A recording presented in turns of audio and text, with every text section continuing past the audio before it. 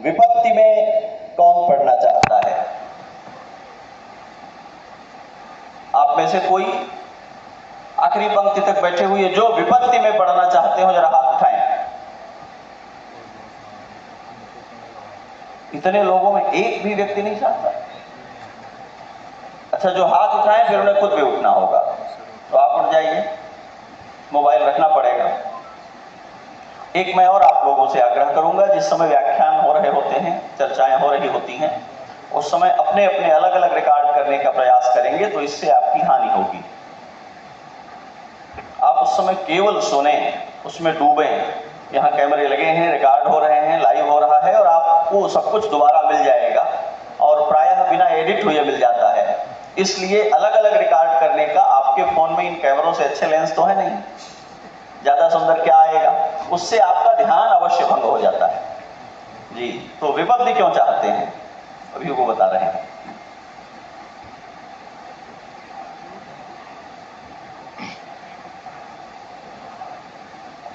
और विपत्ति में पढ़े बिना नहीं सीख सकते। इनका कहना है विपत्ति इसलिए चाहते हैं कि बहुत कुछ सीखने को मिलता है और उस सीखने की क्रिया में जीवन निकल जाता है। उस क्षति की भरपाई कैसे होगी? बैठिए। कोई भी बात रोमांचक रूप से कही तो जा सकती है, फिर उसकी निष्पत्ति में फंस जाएंगे ना। अच्छा, आप में से कोई बताएगा हमारे इतिहास पुराण की कथाओं में कोई विपत्ति मांगने वाला चरित्र है? इससे पता चलता है कि आप लोग कितना सुनते समझते हैं। कई ओर से आवाज आ गई है एक साथ। कुंती ने मांगा है विपदः सन्तु नः शश्वत्, मुझे कभी न मिटने वाली विपत्ति मिल जाए। पर उसके पीछे तर्क क्या है? हम आप सेवाग्य के पुराने श्रोता परिचित हैं, हम कोई भी चलता फिरता जवाब स्वीकार नहीं कर सकते। हम उसी जवाब पर रुकेंगे जिस जवाब को देने के बाद उसकी पूरी व्याख्या के लिए आप जिम्मेदार होंगे। ठीक है, कल भी हमने आपसे ये कहा था, कहीं से कोई भी शब्द आप उछाल देंगे तो उसको हम स्वीकार नहीं करेंगे और अनसुना भी नहीं करेंगे, आपको उसकी जिम्मेदारी लेनी पड़ेगी। इस देश ने पीढ़ियों में इसलिए नुकसान सहा है कि बोलने वालों ने अपने बोलने की जिम्मेदारी नहीं ली। जो जिम्मेदारी नहीं ले सकते, अगर वे बोलना बंद कर दें तो भारत आधा ठीक हो जाए। ऐसे मत बोलिए जिसकी जिम्मेदारी नहीं ले सकते। मैं हमेशा कहता हूं इस बात आपसे और आग्रह करता हूं, जिस प्रश्न का आप उत्तर देने जा रहे हैं, पहले इस प्रश्न से आप परिचित थे क्या? और यदि पहले आपने इस प्रश्न का सामना नहीं किया है तो अभी मन में आ गया इसलिए बोल दें। यह तो एक आकस्मिक बात है, ठीक भी हो सकती है, नहीं ठीक भी हो सकती है। कुंती ने जब विपत्ति मांगी तो किससे मांगी? भगवान श्री कृष्ण से। बताना पड़ेगा। परमात्मा से मांगी। अर्थ क्या हुआ इस कहानी का? यदि तुमने ईश्वर को उपलब्ध कर लिया है और यदि उस उपलब्ध हुई ईश्वरता से अपने जीवन के सुख और दुख की अनुभूति के पार चले गए हो तो विपत्ति का वर्ण कर लोगे तो भी तुम्हारा अनिष्ट नहीं कर सकती है।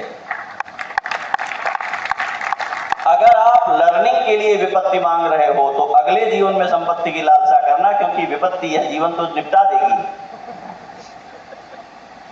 जो अंतश्चेतना संपन्न नहीं है, विपत्तियां उनका निर्माण नहीं करती, उनका नाश कर देती हैं। जो अंतश्चेतना संपन्न है, जो प्राज्ञ है, विपत्तियां उन्हीं का निर्माण करती हैं। सोने को गलाया जाता है तो चमक करके सामने आ जाता है, प्लास्टिक थोड़े चमक कर सामने आता है, वो बदरंग हो जाता है। धातुगत रूप से, तत्वगत रूप से जिनमें ये योग्यता है। व्यसन का सीधा अर्थ है किसी एक पदार्थ में इतनी आसक्ति, किसी एक विषय में इतनी आसक्ति जिससे दूसरे विषयों की उपेक्षा हो जाए। ये बात सरल है, हम इसी अर्थ को ग्रहण कर रहे हैं। क्योंकि यहाँ ये युवाओं के संदर्भ में है तो मैं विपत्ति इत्यादि की बातें नहीं कर रहा हूं, पति पत्नी से वियुक्त होने की बातें नहीं कर रहा हूं, क्योंकि बहुत देर अभी इसमें अविवाहित होंगे।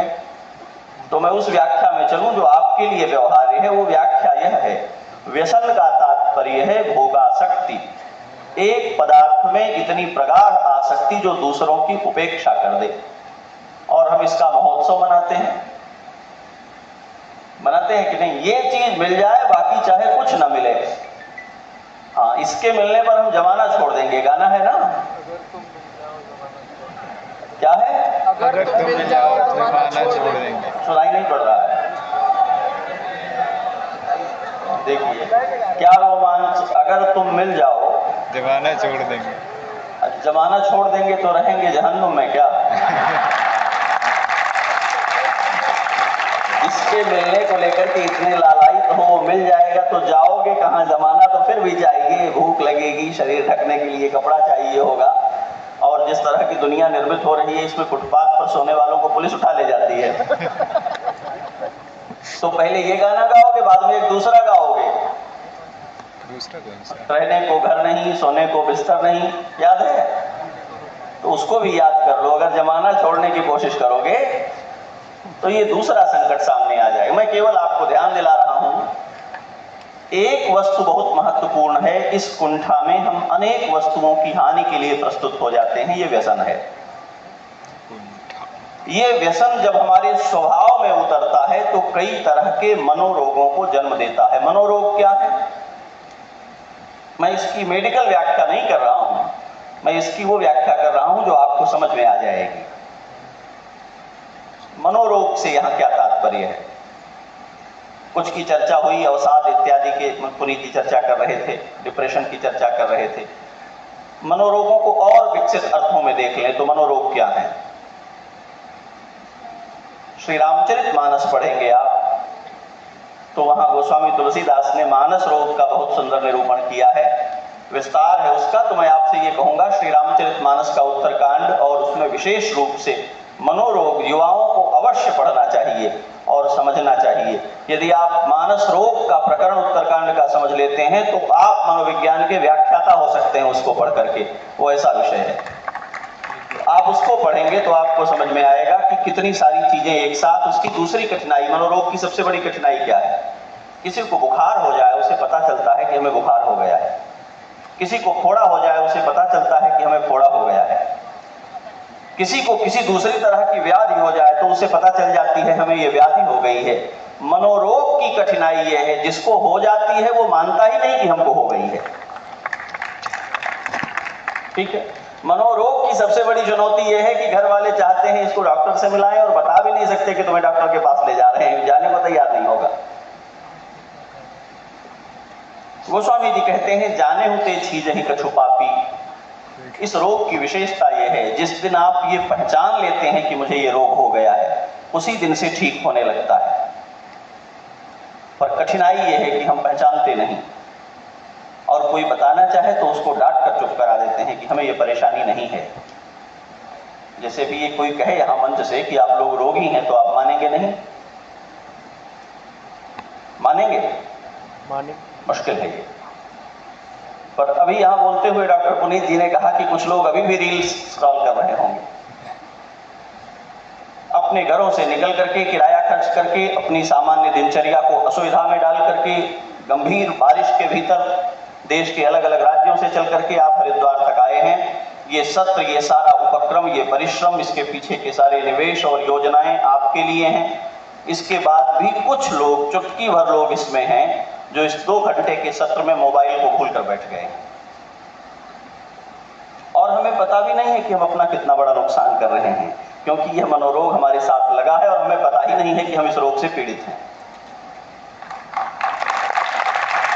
यहां बैठकर भी जो अपने शरीर के साथ साथ अपने मन से यहां उपस्थित नहीं है, उन्हें क्या कहेंगे? मनोरोग। और ये संकट आप जानते हैं कि ये है। युवाओं के साथ जो सबसे बड़ी चुनौती है, वो बहुत हिंदी की एक मशहूर गजल है, उसमें है कि कहीं तन कहीं और मन छोड़ आए। हम इस द्वंद्व में बने रहते हैं। जीवन की परिस्थितियां शरीर को घसीट कर कहीं दूसरी जगह ले जाती हैं, और उनसे भिन्न अपनी अभिरुचियां मन को घसीट कर कहीं और ले जाती हैं। संस्कृत काव्य में एक बड़ा सुंदर रूपक आया है, रथ चल रहा है, रथ पर बैठ करके जो जा रहा है उसका मन जाने और नहीं जाने के बीच में पड़ा हुआ है। आप लोगों ने भी जीवन में ऐसी स्थितियों का अनुभव किया होगा। वो कैसा दिखाई पड़ता है, तो कहा ऊपर चाइना सिल्क चीन पट्टांचल का प्रयोग किया है, उस पर पताका लगी हुई है, हवा से वो फहराती है, पताका में चलने वाली लहर पीछे की ओर जाती है। ये रूपक आप अनुभव कर सकते हैं। एक सिल्क का कपड़ा पताका बना हुआ है, तेज हवा में चल रहा है रथ, तो उसमें जो लहर बन रही है, तरंग बन रही है, वो पीछे की ओर जाती है और पताका आगे की ओर जाती है। हमारी चेतना की स्थिति ये हो गई है। द्वैध में पड़ा हुआ युवा जीवन में कुछ नहीं कर सकता है, उसको सदा एक निर्णय अपने लिए चुनना पड़ता है, और जो द्वैध के बाहर निकल करके अपनी प्राथमिकता को पहचान कर उसके लिए खड़ा हो गया है, वो युवा है। मैं केवल एक प्रसंग आपके सामने रखता हूं। भगवान श्री राम, चक्रवर्ती जी ने उनको युवराज बनाने की योजना कर दी, घोषणा हो गई, सारी कथा आपको विदित है, मैं कथा का विस्तार नहीं करूंगा। पहुंचे, पिताजी को प्रणाम किया, उनको भूल उन्ठित पड़े देखा, व्याकुल पड़े देखा, पूछा है मेरे पिता का जैसा वैभव, जैसा पराक्रम, इनकी ऐसी स्थिति क्यों हो गई। मां कैकेयी ने सारे विचार बता दिए। दशरथ जी ने भी उनकी बताई हुई कथा का अनुमोदन कर दिया। कैकेयी जी बताती हैं कि तुम्हें वन जाना है। श्री राम जी ने इसको स्वीकार कर लिया। दशरथ जी नहीं कहते कि वन जाना है। दशरथ जी कहते हैं बेटे, अपनी बातों के जाल में फंसा करके कैकेयी ने मुझको विवश कर दिया है, और विवश हुए व्यक्ति को निर्णय लेने का अधिकार नहीं होता, इसलिए मेरे निर्णय पर मत जाओ। भव राजा निगृह्यमाम, मुझको बंदी बना करके कारागार में डाल दो और राजा बन जाओ। ये दशरथ जी कह रहे हैं। एक युवा होने के नाते कैसे अपनी प्राथमिकताएं पहचानी जाती हैं, इसका उदाहरण श्री राम है। वो वन जाना चुनते हैं। श्री जानकी जी और लक्ष्मण जी भी उनके साथ हो जाते हैं। सुमंत्र जी महाराज को आज्ञा हुई है रथ पर बिठा कर ले जाओ, वन दिखा करके किसी भी प्रकार से लौटा करके ले आना। बड़ा करुण और बहुत महत्वपूर्ण, पढ़ने लायक, मनोविज्ञान को, व्यसन को, मनोरोगों को, मानव चरित्र को समझने का पूरा इतिहास है श्रीमद् वाल्मीकि रामायण। रथ पर बैठे हुए श्री राम कहते हैं सुमंत्र जी को रथ आगे बढ़ाओ। दशरथ जी महाराज पीछे से पुकारते हैं रुक जाओ। सुमंत्र जी का मन दोहरा हो जाता है, वृद्ध हैं। श्री राम कह रहे हैं रथ आगे बढ़ाइए। दशरथ जी पुकारते हैं रुक जाओ, श्री राम को लेकर के मत जाओ। सुमंत्र जी क्षण भर के लिए ठिठकते हैं, मुझे क्या करना चाहिए। उनके भीतर प्रश्न है, मैं अधीन तो राजाधिराज के हूं, उनकी आज्ञा मुझे माननी चाहिए।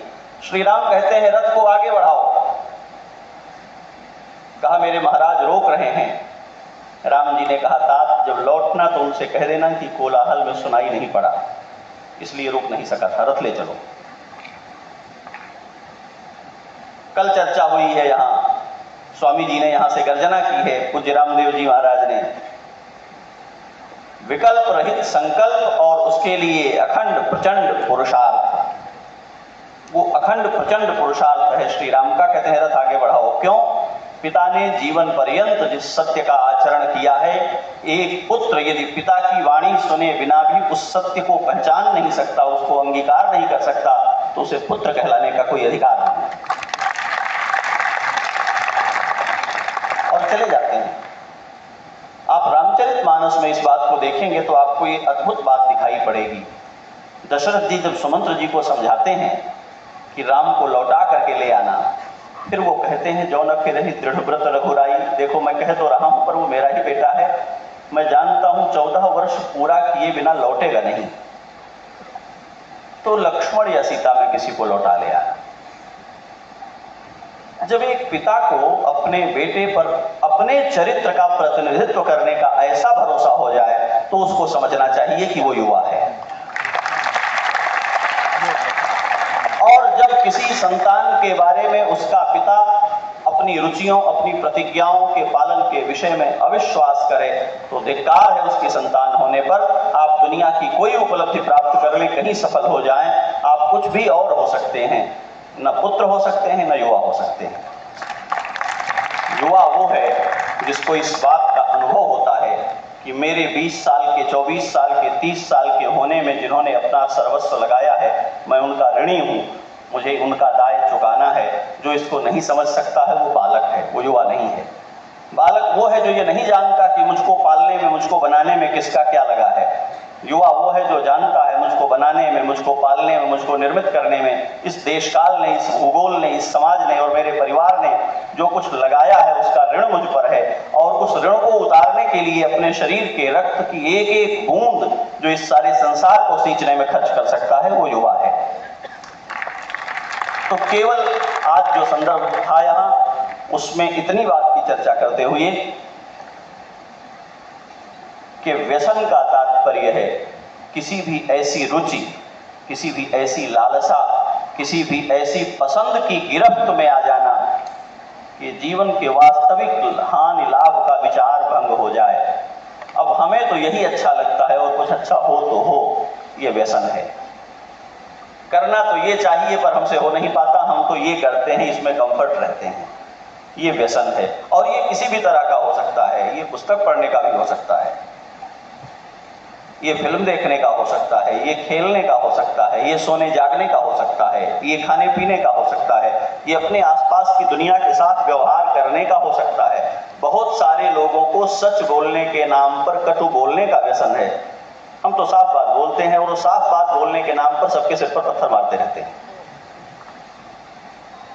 जिसको ये पता नहीं है कि हमारे शास्त्र कहते हैं सत्य वह है जो यथातथ्य कथन होने के साथ साथ कहने और सुनने वाले को सुख प्रदान करे, वो जानता ही नहीं सत्य क्या है। सत्य कोई ढेला डंडा थोड़े है कि आप मारते चलिए सबके सिर पर। सत्य के द्वारा यह संसार रचा गया है, उसका पालन पोषण हो रहा है। सत्य वह है जो सबको तृप्त करता है, सबको प्रसन्न करता है। और जब हम सत्य के नाम पर कटु बात करते हैं तो इसका अर्थ यह है कि हम बीमार हैं और अपनी विकृति जगह जगह प्रकट करते हैं। तो इस बात को समझने की आवश्यकता है। कोई भी एक रुचि, कोई भी एक विचार, कोई भी एक पसंद, कोई भी एक प्रवृत्ति जब हमारे जीवन के सम्यक भाव को, हमारी समग्रता को कुंठित करने लगे तब उसकी संज्ञा व्यसन हो जाती है। हमें इससे बचना है और आपको अपने आप को ऑब्जर्व करना है और अपने आप से पूछना है। हमारी 24 घंटे की दिनचर्या, मैं कई बार ये अपील करता हूं, आप में से कितने हैं जो अपनी दिनचर्या लिखते हैं? जरा हाथ उठाएं। काफी कम है ना, बहुत कम संख्या दिख रही है। इस दुनिया के सफलतम लोगों में मुझे लगता है 90% के करीब वो लोग होंगे जो अपनी दिनचर्या लिखते हैं या लिखते रहे हैं। दूसरा, कोई आपको कोई भी राय देगा तो संबंधों के समीकरणों के दबाव में देगा। अपने बारे में सबसे ठीक ठीक जानने वाले आप स्वयं हैं और आप अपने बारे में जानना ही नहीं चाहते। आप चाहते हैं कोई कमेंट में आपकी तारीफ कर दे, कोई आपकी पोस्ट पर लाइक कर दे, कोई आपको मैसेज में अच्छा कह दे। आप अपने को अच्छा कह सकते हैं क्या? कभी खुद आईने के सामने खड़े होकर, अपने किसी प्रियजन के सामने खड़े होकर के आपको यह साबित करना पड़े कि आप अच्छे हैं, क्या बता करके आप साबित कर सकते हैं? अपने आप से पूछना है प्रतिदिन। अहन्यहनि वीक्षेतो नरश्चरितमात्मनः किन्नु में पशुस्तुल्यम किन्नु सत्पुरुषैरिति। क्या मुझ में मनुष्यों जैसा है? मेरा सोना, मेरा जागना, मेरा खाना, मेरा बोलना, मेरा पढ़ना, मेरा समझना, मेरा बरतना, मेरे होने से मेरे चतुर्दिक लोगों को कितनी सुख और प्रसन्नता की अनुभूति होती है, ये प्रश्न अपने आप से किया जाना चाहिए। तो ये दिनचर्या लिखने का अभ्यास करिए। 7 दिन में, 8 दिन में अपनी दिनचर्या देखिए और अंडरलाइन करिए, उसमें कैलकुलेट करिए कौन सी वो चीज है जो एक हफ्ते के आपके सारे घंटों के बीच में सबसे ज्यादा दोहराया गया है। आपको नहीं पता होगा। आपको ये पता होना चाहिए कि हफ्ते भर में, 1 महीने में अपनी दिनचर्या में जो सबसे ज्यादा आप दोहराते हैं वो क्या है। वो पढ़ाई है, वो फोन है, वो सोना है, वो मित्रों से गपशप करना है, वो यात्रा है। और तब आपको देखना चाहिए कि यह चीज क्या आपके जीवन को उतना लौटा रही है जितना आप इसको दे रहे हैं। अपनी दिनचर्या का जितना समय आप खर्च कर रहे हैं किसी एक रुचि में, वह रुचि आपके जीवन को क्या उतना ही लौटा पा रही है? और नहीं तो आप नुकसान में जा रहे हैं। यही तो हानि है, यही तो व्यसन है। ये परिवार छुड़ा देगा, ये धन छुड़ा देगा, ये आपको आपसे छुड़ा देगा। तो तो मैंने शायद समय पूरा ले लिया है और छुट्टी देनी है आपको, तो मैं ये टाइम पास करने ही आपके बीच में खड़ा हुआ था। केवल एक बार फिर से इस मंच पर विराजमान सभी विभूतियों को बहुत साधुवाद। मैंने थोड़ा यहाँ अधिक बातें कही, उसका संकोच भी, मैं इस सत्र में वक्ता नहीं हूँ, मैं तो बस आ गया था क्योंकि इन लोगों को भी रोके रहना था यहाँ, और ये लोग रुके रह गए आप लोग, इसके लिए धन्यवाद।